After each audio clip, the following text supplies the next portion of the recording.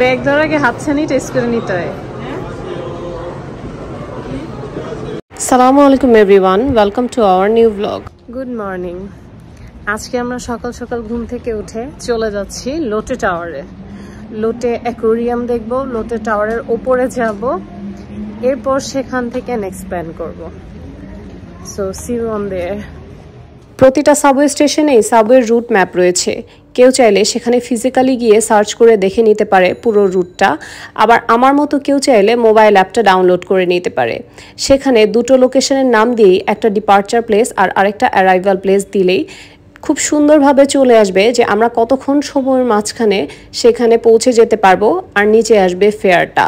যেমন আমরা এখন আছি এতোয়ানে, এরপর আমাদের সিংদাংয়ে গিয়ে লাইন চেঞ্জ করতে হবে, আর এরপর আবার ঠিক শিয়ংশুতে গিয়ে আবার লাইনটা চেঞ্জ করে আমাদের ফাইনাল ডেস্টিনেশন জামসিলে গিয়ে পৌঁছাবো। পুরো রুটটাই এখানে খুব সুন্দরভাবে ডেসক্রাইব করে দেয়া আছে, খুবই কনভেনিয়েন্ট।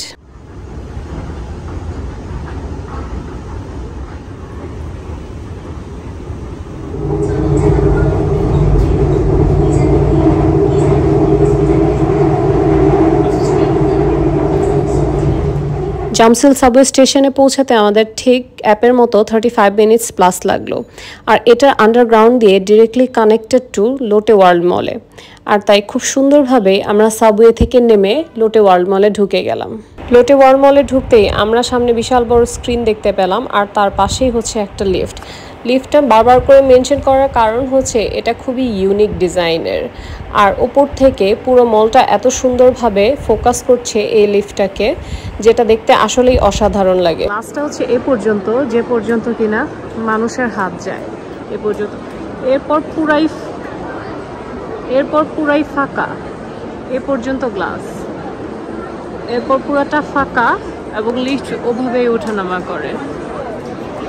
ফ্রন্টে থেকে লিফটের ভিউ এটা।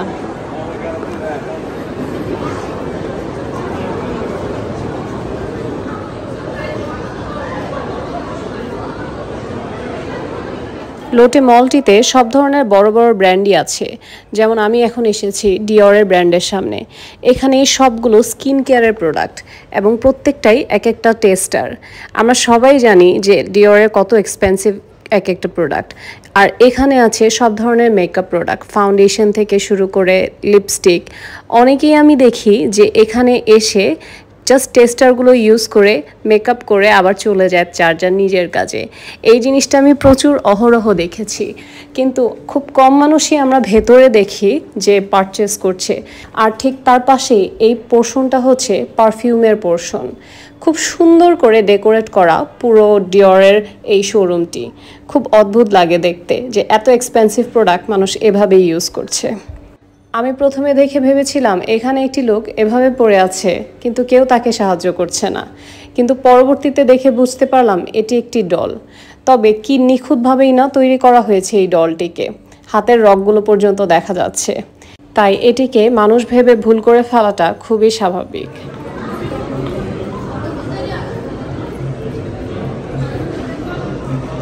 ব্যাগ ধরার আগে হাতছানি টেস্ট করে নিতে হয়।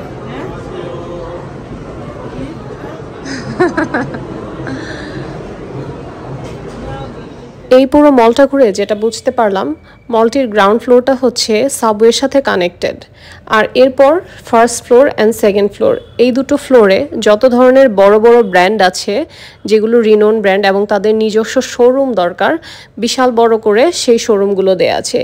এরপর 5th, 6th এবং 7th ফ্লোর, এই ফ্লোরগুলোতে নর্মাল দেশি বিদেশি সকল ধরনের মিডিয়াম রেঞ্জের সব প্রোডাক্ট রাখা আছে। বলতে গেলে এখানে সব ধরনের ক্লায়েন্টের জন্যই ভ্যারাইটি রয়েছে, তবে এখানে প্রোডাক্টগুলোর মধ্যে মেইনলি স্কিন কেয়ার এবং মেকআপ প্রোডাক্টের উপরেই বেশি ফোকাস করা হয়। এরপর রয়েছে জুয়েলারি, ব্যাগস অ্যান্ড শুজ।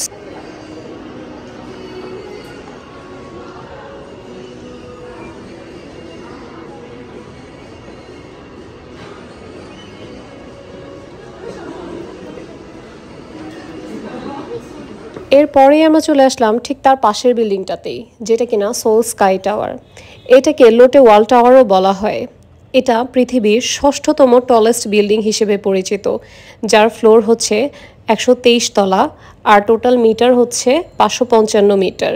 এই বিল্ডিংয়ের হাইয়েস্ট অবজারভেটরি ডেক হচ্ছে 121 তলায়। বাইরে সেটার প্রাইসিং দেখে আমরা টিকিট কাটার জন্য চলে যাচ্ছি। লোটে ওয়ার্ল্ড টাওয়ারের ভেতরে যেতে ticket price per person 31,000 one, কিন্তু দুজনের চেয়ে বেশি গেলে সেটাকে গ্রুপ হিসেবে কনসিডার করা হয়। আর গ্রুপের লেন্থের উপর ডিপেন্ড করে টোটাল প্রাইসের উপর ডিসকাউন্ট দেওয়া হয়। যেমন আমাদের 3 জনের টিকিট প্রাইস এসেছে in total 93,000 one, but after discount আমাদের পে করতে হয়েছে অনলি 72,000 ওয়ান। আমরা এখন যাচ্ছি স্কাই টাওয়ারে, সোল স্কাই টাওয়ার।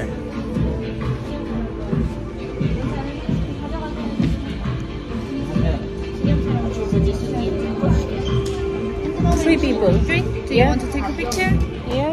আমরা এখানে ভেতরে আসতে একটা ছবি তুলে নিলাম। এখন চেকিং চলছে। আমরা এখন বেসমেন্টে যাচ্ছি, বেসমেন্ট থেকে উপরে যাব। বেসমেন্টে আসতেই আমরা সবার আগে দেখলাম একটা এক্সিবিশন হল, যেই হলে সেই সকল কিছু দেয়া আছে যেগুলো দিয়ে এই স্কাই টাওয়ারটা তৈরি করা হয়েছে।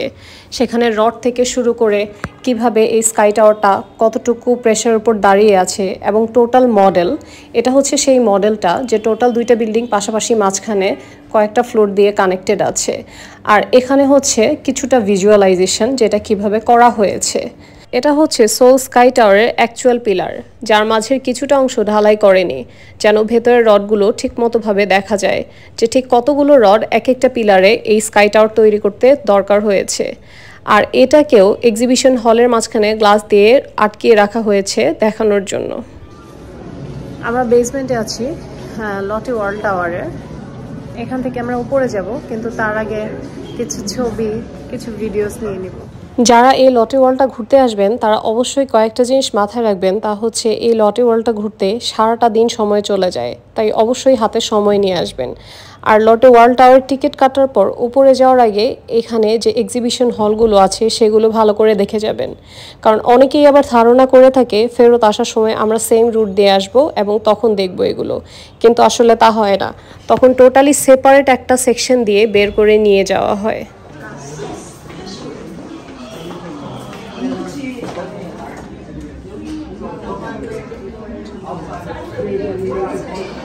এলিভেটরটা অনেক ফাস্ট। আমরা এখন স্কাই শাটলের ভেতরে আছি। এখানে এলিভেটরকে স্কাই শাটল বলা হয়।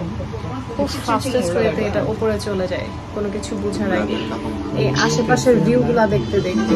조선시대 경복궁 근정전에서 시작하여 근대의 관광업자들이 한강을 중심으로 한 현대 서울의 발전 모습과 롯데월드 타워의 건설 모습을 감상하실 수 있습니다.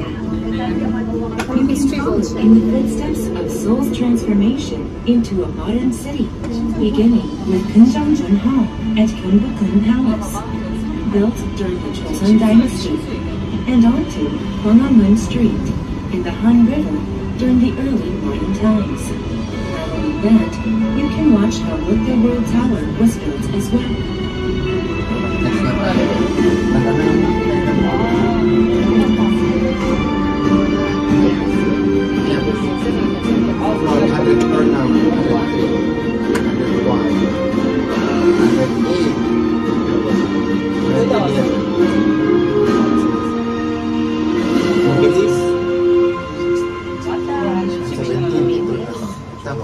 আমরা চলে আসছি 120 ফ্লোরে। 새로운 재산 서울 스카이 전망대에 도착하였습니다. মানে লেস দেন 2 মিনিটস। আমরা 120th ফ্লোরে চলে আসছি জাস্ট উইদিন 1 মিনিট। লোটে স্কাই টাওয়ারে এটা আমার সেকেন্ড টাইম, আর প্রতিবারই আমার এক্সপিরিয়েন্সটা অসাধারণ। 앉아서 저거 보시라고.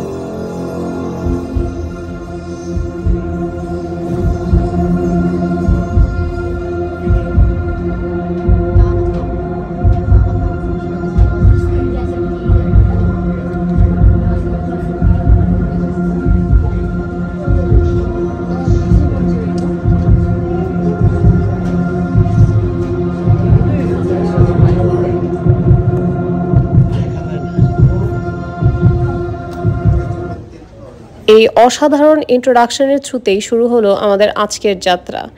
আর এরপরেই আমরা ভেতরে চলে যাচ্ছি অ্যাকচুয়াল ভিউ দেখতে।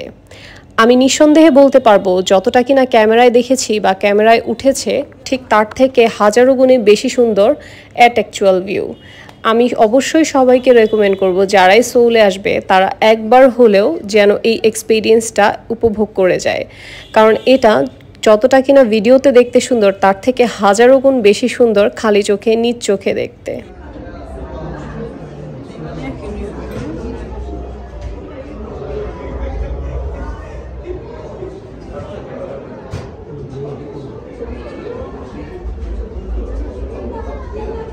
এক্সপিরিয়েন্সটা আসলে বলে ভাষায় প্রকাশ করা যাবে না, এক্সপিরিয়েন্সটা শুধু ফিল করার।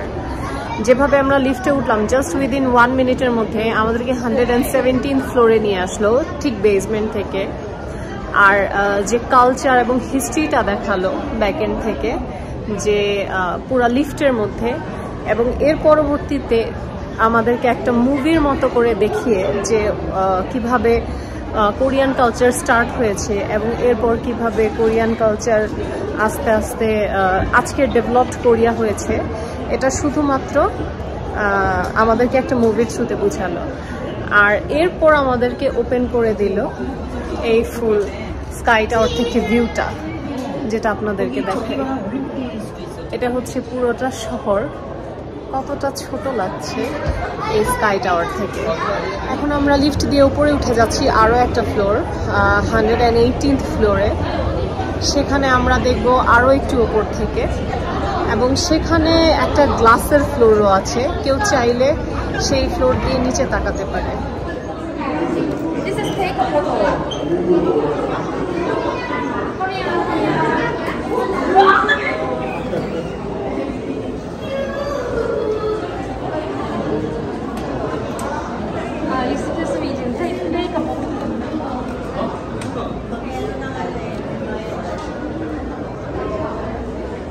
এটা হচ্ছে পুরোটা গ্লাস, গ্লাসের থ্রুতে হচ্ছে 118th ফ্লোর থেকে পুরো নিচে দেখা যায়।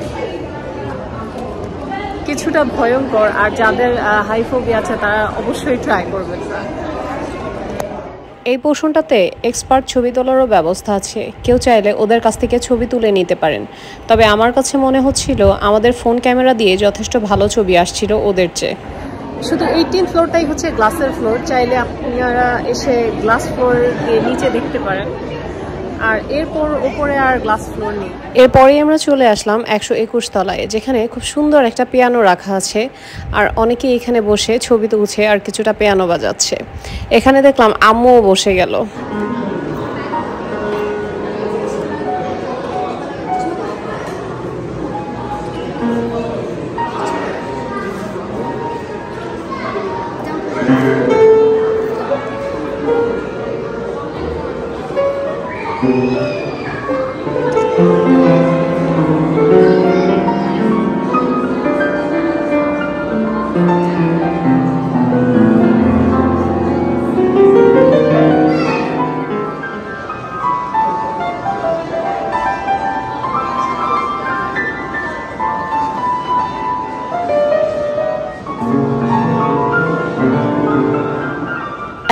তলার একটা পোর্শনে রয়েছে এন্টারটেইনমেন্ট পারপাসে পিয়ানো, আর ঠিক তার আরেকটা পোর্শনেই রয়েছে এরকম একটা সুভিনিয়ার শপ।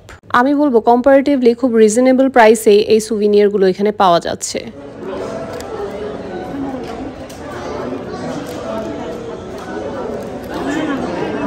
এগুলো হচ্ছে ম্যাগনেট,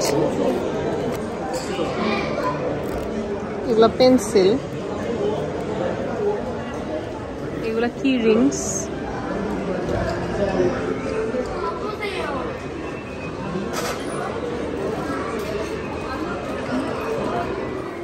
আমরা এখন 120th ফ্লোরে চলে আসলাম।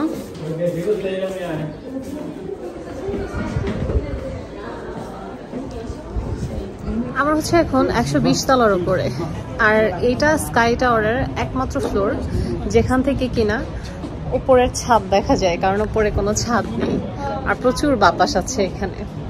এখান থেকে দেখা যায় যে বিল্ডিং এর ভিউটা কেমন, পুরো ভিউটা দেখা যায় আউটসাইড থেকে। উপরে জাস্ট ছোট একটা পাতলা নেট দেয়া আছে, আর এটা হচ্ছে নিচের ভিউ। এই নিচের ভিউটা এই পাতলা একটা গ্লাস দিয়ে লাগানো, তাই এখানে বারবার করে নিচে দেয়া আছে যে কেউ যেন এখানে না বসে বা না দাঁড়ায়। এটা হচ্ছে সোল স্কাইয়ের টোটাল ডেসক্রিপশন। এই সোল স্কাইটা 555 মিটার লেন্থ আর টোটাল 123টা ফ্লোর আছে। সবচেয়ে নিচের ফ্লোর হচ্ছে পোডিয়ামের জন্য 1 থেকে 12 তলা পর্যন্ত, 14 থেকে 38 তলা পর্যন্ত হচ্ছে প্রাইম অফিস, এরপরে রেসিডেন্স 42 থেকে 71 ফ্লোর পর্যন্ত, 76 থেকে 101 পর্যন্ত হোটেল, 105 থেকে 114 পর্যন্ত private office and then observation desk. Observation ডেকের মাঝখানে মাঝখানে দেখবেন কিছু কিছু ফ্লোরের কোনো ডেসক্রিপশন দেওয়া নেই, সেগুলো আসলে হাইড করা হয়েছে যে কেন এবং কি আছে ওখানে। এখানে আপনারা দেখছেন আম্মু শুয়ে আছে, কারণ আম্মুর শরীরটা খুব বেশি খারাপ হয়ে গিয়েছে হাইফোবিয়ার কারণে। আর এদিকে আব্বু শুয়ে আছে সেই 118 তলার উপরে গ্লাস ফ্লোরে। এত ওপর থেকে যেন ভয়টাকেই জয় করার চেষ্টা করছে আব্বু। আমি চেষ্টা করলাম এত ওপর থেকে আমার ফোন দিয়ে জুম করে কতটুকু ক্লিয়ার দেখা যায় সেটা দেখতে। খুব মজাও লাগলো যে আমরা এত ওপরে আছি আর নিচে সবকিছু এত ছোট ছোট লাগছে, আর সেই ছোট ছোটগুলাকে কতটা জুম করে আমরা দেখতে পাচ্ছি। নিচের সবকিছু একদম পিঁপড়ার বাসার মতো মনে হলো। প্রতিটা ছোট ছোট জিনিসও খুব নিখুঁতভাবে তারা ডেকোরেট করেছে। যেমন এটা স্কাই টাওয়ারের ভেতরে ডেকোরেশনের পিস, কিন্তু এই ডেকোরেশনগুলোও এক একটা মেটাল দিয়ে করেছে। অনেক সাহসের পর, অনেক রেস্ট নেওয়ার পর আম্মু আবার পুরো দমে ফিরে এসেছে। ফাইনালি আমরা এখানে এসেছি 2 ঘন্টার উপরে হয়ে যাবে, কিন্তু আম্মু এখন পর্যন্ত পা রাখেনি। আম্মুর প্রথম পাটা আমরা তুলবো। আম্মু পা দাও, পা দাও আম্মু, একটা পা দাও, একটা পা দাও।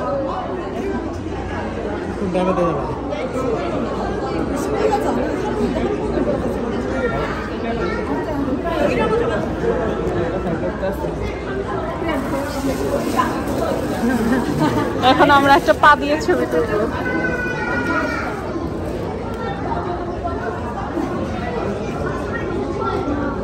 অনেকক্ষণ রেস্ট নেওয়ার পর আর সাহস জোগানোর পর এখন আমরা সবাই দেখব আম্মুর নতুন লুক। সেই ড্যাশিং স্টাইলে আম্মু বসে আছে অবজারভেটরি ডেকে, যেখানে কিনা গ্লাস ফ্লোর আর গ্লাস কোনো কিছুই আম্মুকে বাধা মানাচ্ছে না। আর এখানে তাই আমরা সবাই দেখে এনজয় করলাম আম্মুর এই নতুন লুক, আর কিছুটা স্মৃতিতেও ধরে রাখলাম যে আম্মু এখন আর হাই ফোবিয়াতে ভয় পায় না। আম্মু তোমার এক্সপিরিয়েন্স বলো। হ্যাঁ, অনেকেই এখানে ফুল লাইফ জ্যাকেট পরে 117 তলা থেকে স্কাই ব্রিজ ট্যুর এনজয় করে, যেটা কিনা দুটো বিল্ডিংকে কানেক্ট করে। সেটার জন্য এক্সট্রা পেমেন্ট করতে হয়। হচ্ছে 120 তলা, যেখানে হচ্ছে আমরা যে ছবিগুলো নিচে তুলেছিলাম সেটা স্ক্যান করে দেখতে পারবো।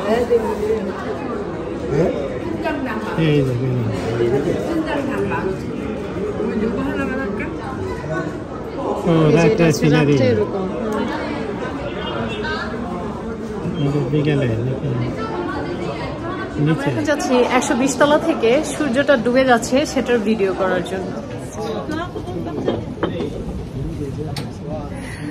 ভিডিওতে এত ভালো আসছে না, যতটা সুন্দর দেখা যাচ্ছে।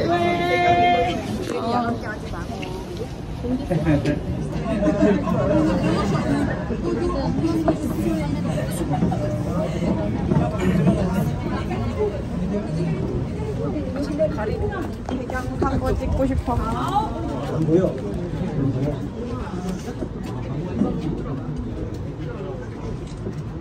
쟤 찍어줄까 이제.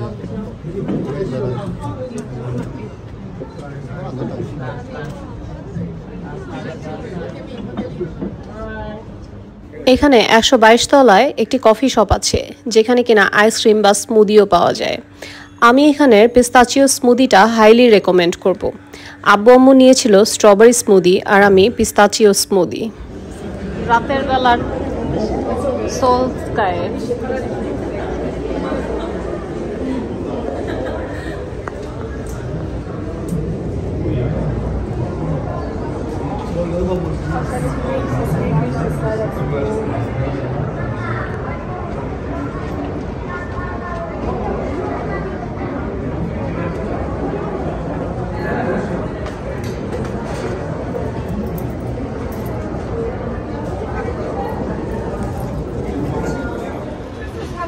আমরা আবার ঢুকে গেলাম লিফটে।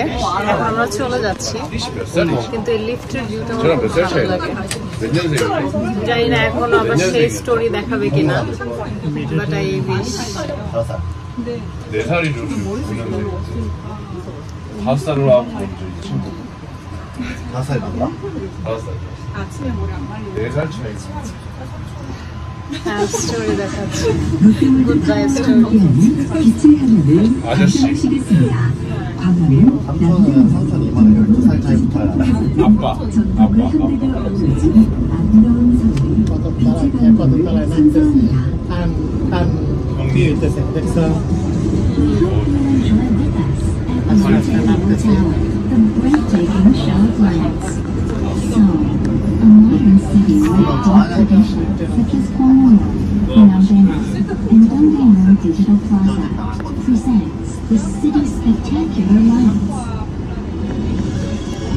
জাস্ট সিটির একটা ভিউ দেখাচ্ছে যে সিটিতে কি কি আছে।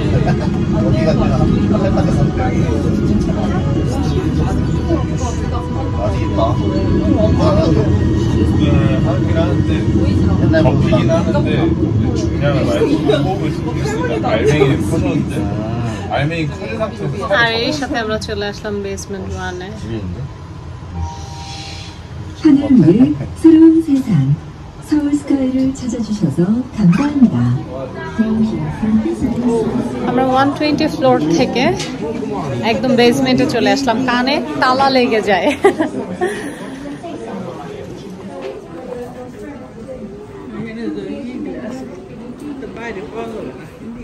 Hello guys, now we are in Myeongdong. আমি রাহির মতো করে একটু ট্রাই করলাম introduce করতে. So now we are in Myeongdong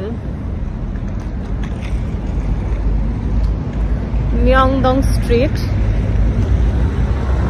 এই এরিয়াতে থাকার ইচ্ছা ছিল এবার, কিন্তু এই এরিয়াতে কোনো কিছু পাইনি যেহেতু এটা ফুল সিজন। তাই আজকে ঘুরতে আসলাম, যেহেতু পরশুদিন চলে যাব।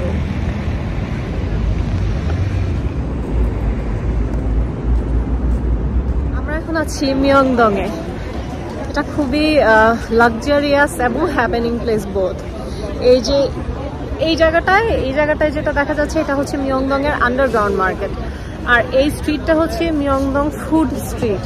এখানে যত ধরনের স্ট্রিট ফুড পাওয়া যায় এখানে পাওয়া যায় এবং খুবই ভালো কোয়ালিটির থাকে।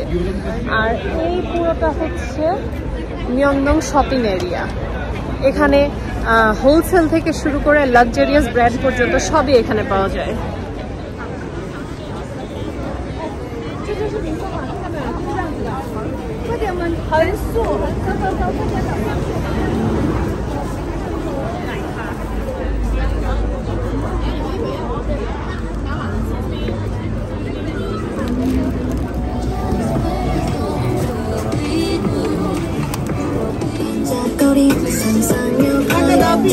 এখানে অনেক ভ্যারাইটির স্ট্রিট ফুড পাওয়া যায়, আর স্ট্রিট ফুডগুলোর কোয়ালিটিও খুব ভালো, খুব টেস্টি আর ইউনিক ফ্লেভারের।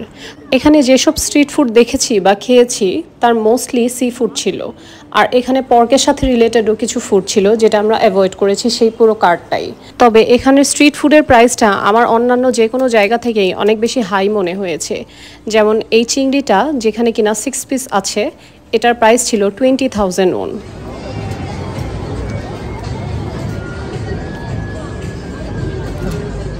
আপনারা জানলে খুব অবাক হবেন, এখানে আমরা সামনে যা কিছু দেখছি তা হচ্ছে পুরোটাই চিকন রড দিয়ে হাতে বানানো।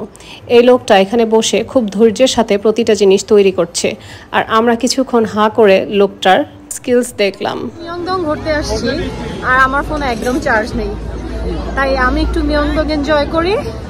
আপনাদের সাথে আবার দেখা হবে ইনশাআল্লাহ কালকে। আল্লাহ হাফেজ।